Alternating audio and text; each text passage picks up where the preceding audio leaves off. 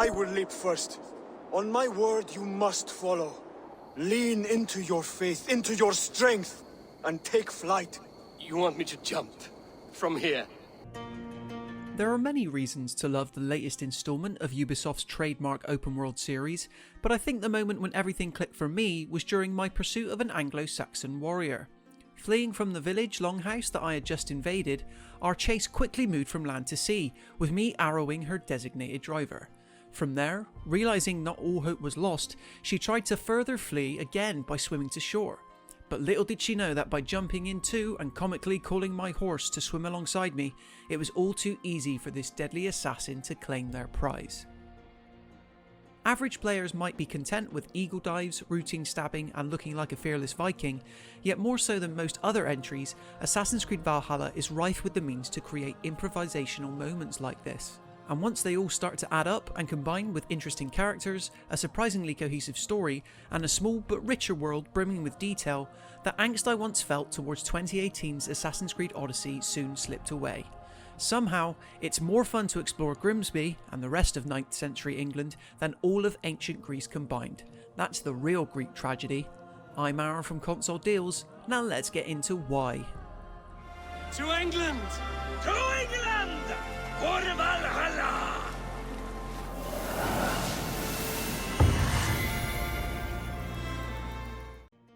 Assassin's Creed Valhalla feels so renewed due to its stripping back of convoluted systems. Any fat that plagued Odyssey and even Origins has been completely done away with, a good example of this being how loot is now handled, or rather how it's not. Whereas previously you'd constantly be picking up higher tiered equipment, spending endless hours in the menu to compare stats for the sword you'll use for maybe the next 10 minutes, Valhalla scraps this constant pursuit for purple gear in favour of meaningful weapons and armour. Not anymore do you throw things away or sell them for pittance, instead upgrading and switching between different item sets to always keep them useful from beginning to end. It's just one of the many areas in which Valhalla takes the proven Assassin's Creed format, along with its continued RPGification from the past few years, and sees them meet perfectly in the middle.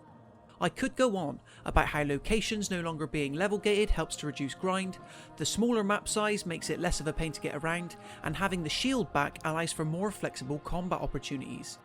Odyssey felt like it was a shame to be an Assassin's Creed game, to the point that the Order and all it stood for was entirely absent. Valhalla purposefully goes out of its way to earn back your respect in this regard. This sentiment even translates to the story. By shifting the clock forward almost a millennium after Christ walked the earth, the Order of Assassins is back. And though Eivor, playable here as male or female, is dedicated to a different kind of creed made up of drinking, pillaging and flighting, it isn't long until they're equipped with a familiar hood and hidden blade and sent packing to England. After arriving, establishing the Ravens clan's dominance involves linking up with other recent Scandinavian settlers, building up your settlement and challenging the royal rule of England's 4 kingdoms. Valhalla's big new core feature, raiding, is key to achieving success in all 3 of these goals. Playing out as large-scale battles where your clan must take over an entire village, they don't differ all that much from taking down enemy encampments as in prior titles, yet their nature to involve all your Viking brethren gives them an epic feel. Sure, you can choose to don the hood and stealth kill as many guards prior to battle, but as soon as you pull out that horn to call on your allies, the skirmish starts proper. Blood will be shed, valuables plundered, and you'll almost always find a new combat ability. Speaking of which, upgrading Eivor is a relatively straightforward affair, with arbitrary levels now replaced with what's known as power, where you pour any points acquired from regular XP gain into minute gameplay buffs that can then go on to let you unlock better abilities. These differ from your main combat abilities deployable in battle, which as mentioned earlier are most often discovered by picking up what are known as books of knowledge found in enemy villages during raids. Multi-arrow targeting, shield bashing and crushing axe slams. There's lots to seek out and equip, helping to make your Eivor a much fiercer Viking warrior. Discovery also feels more natural in Assassin's Creed Valhalla. Players that were constantly annoyed or made anxious at the sight of a map littered with question mark icons can rest easy knowing that Ubisoft has gone for a tidier route this time. Points of interest are instead broken down into 3 categories: mysteries, artifacts and wealth, which are all given a different colour. Artifacts and wealth are pretty self-explanatory as different types of collectible and gear. Mysteries, though, help guide you to unique world events that are indicative of the more improvisational instances that I mentioned at the top of this review. You can definitely tell that Valhalla has taken yet another leaf from The Witcher 3's rulebook in this regard, with world events placing less emphasis on repetitive side missions and fetch quests.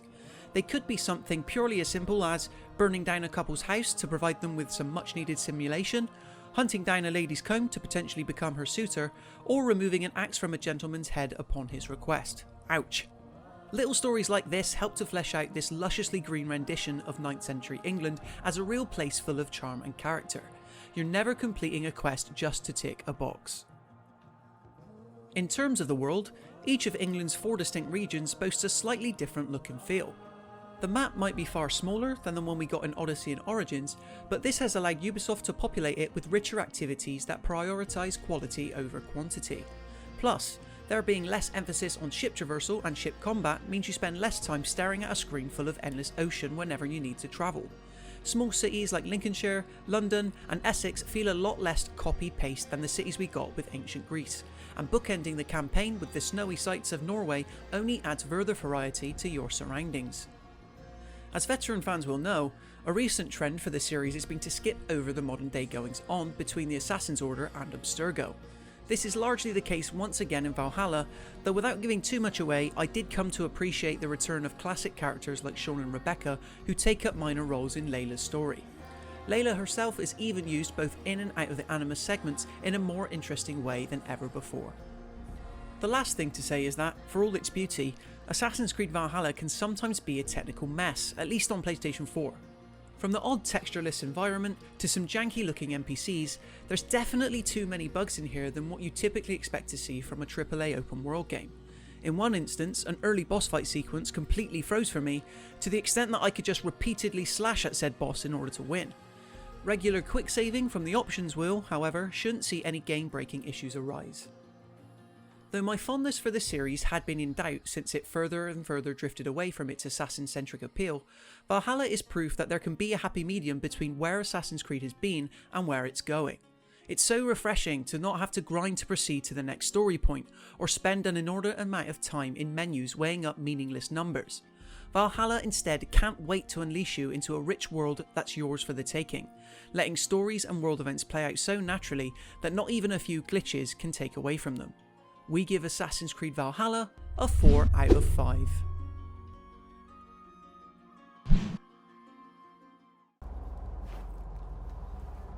Yield! Yield! Yield! If your hell is real, come to